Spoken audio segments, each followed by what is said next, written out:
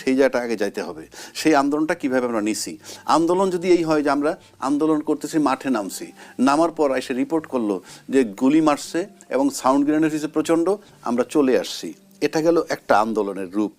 আরেকটা আন্দোলন, ছাত্ররা যখন ৩৬ তারিখে আন্দোলন করে ৩৬শে জুলাই পর্যন্ত, তখন পুলিশের ভার্সনটা স্বরাষ্ট্রমন্ত্রীকে বলে মারিয়াডা মরেয়াডা বাকি ডিস হরে না।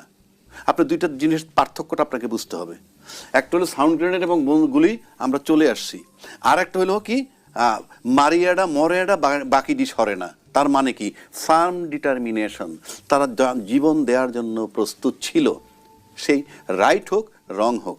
তারপরে যদি আসেন যে এখন আসেন কৃতিত্বের দাবিদার কার, ঠিক এই মুহূর্তে কল্পনা করেন হাইপোথিসিস, শেখ হাসিনা যদি ক্ষমতা আসে এই মুহূর্তে, আবার আওয়ামী লীগ, এটা কিন্তু কাল্পনিক, আসলে বিপদগ্রস্ত হবে কারা, কোন লোকগুলো বিপদগ্রস্ত হবে আপনি আমি সবাই বুঝি।